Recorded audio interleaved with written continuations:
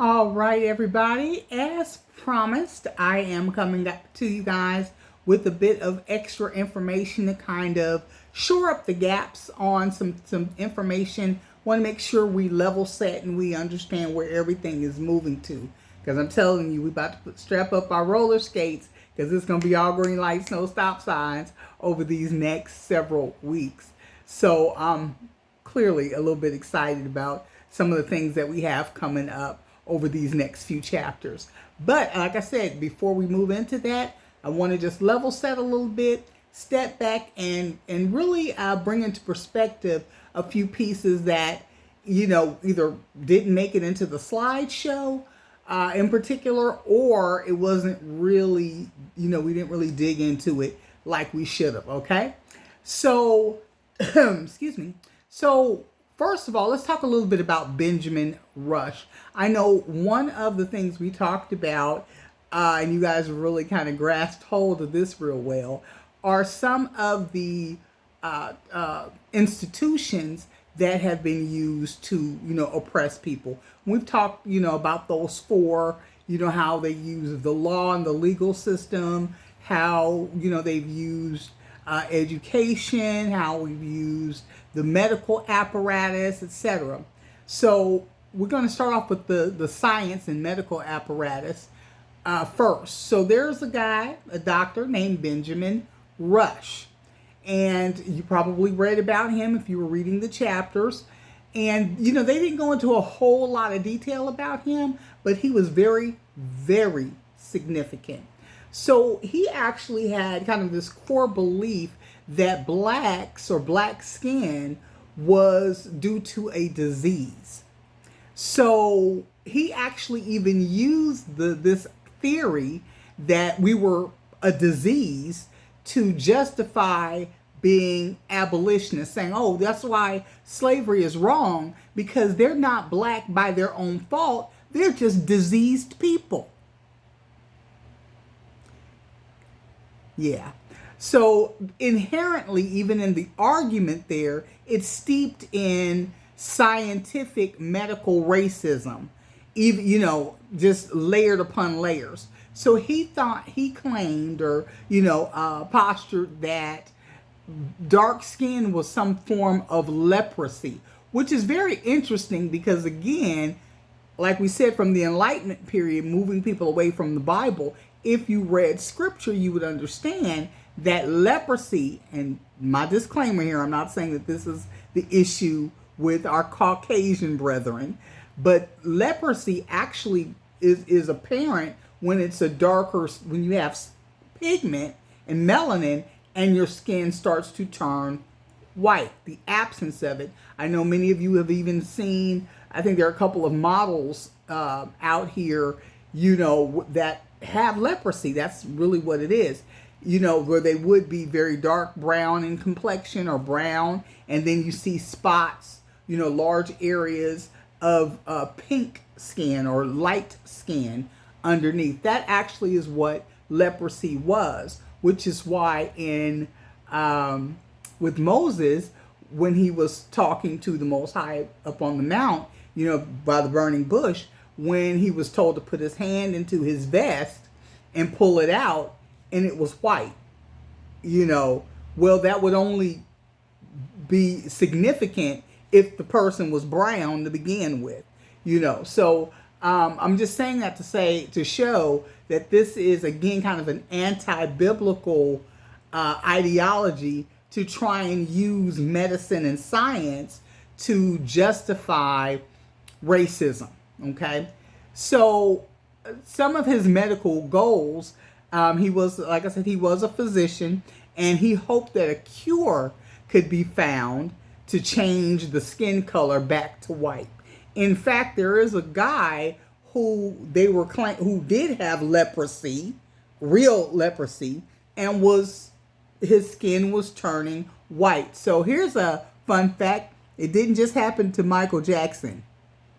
Okay, so now I don't know if Michael really just went through a bunch of skin bleaching, or if he really did have vitiligo, which is a form of leprosy, which is what that is.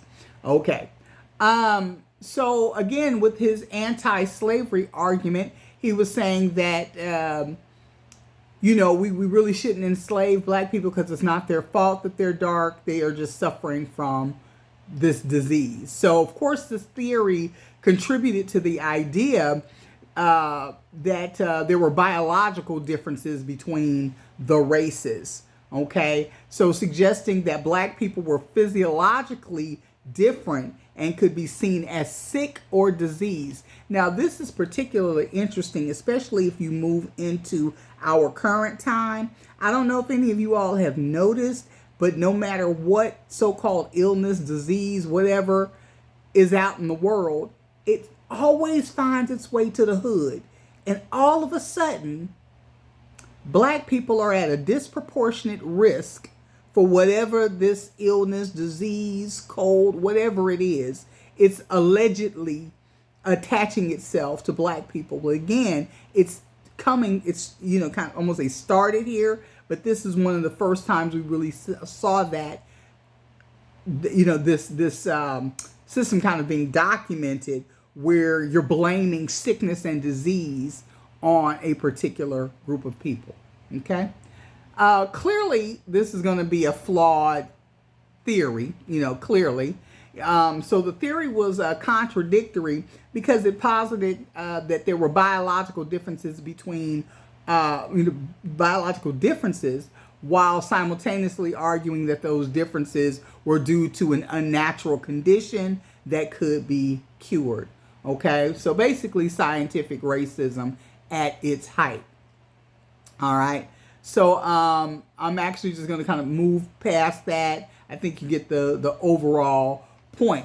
But one of the things that makes this so particularly significant is if you go back even to Jefferson in his notes, where he was saying basically black people were unintelligent, had no redeemable qualities. At least the Indians could be civilized, but there was just no hope for black folks. So we were just, lost cause, just genetic junk.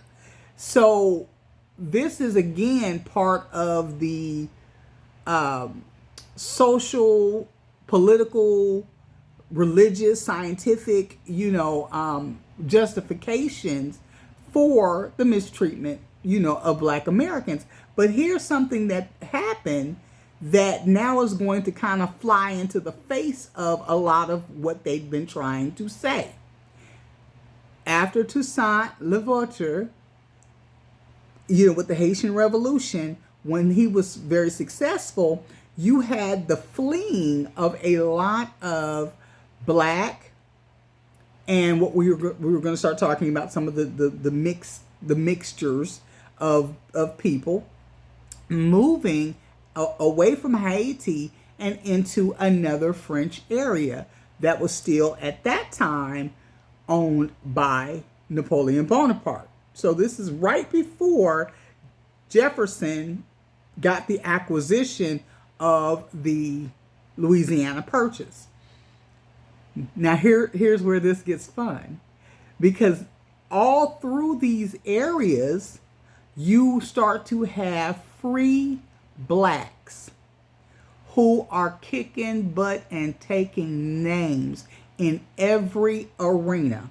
Okay, so we're talking about free blacks moving into, of course, the French territories.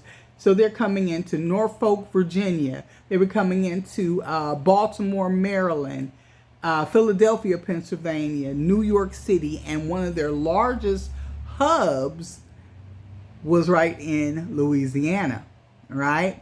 So they were very instrumental in forming some of the most advanced civilizations, and communities in North America, okay? Particularly, again, Louisiana. I mean, there was a very, very large concentration of, the Haitians, the French blacks coming in from, coming into that area. So the 1800s saw, like I said, blacks making some very, very serious advancements in everything from business, real estate, writers, newspapermen, editors, abolitionists, religious leaders, inventors, you name it. Blacks were really doing quite well in many of these various arenas, and we are talking from the opening of the 1800s to the top of the 19th century, on into by the time we get into the Brothers' War. So when we looked at in chapter 9, one of the first things we talked about is how Hamilton, one of the Federalists, was very much opposed to democracy because he had no intentions of everybody having an equal vote.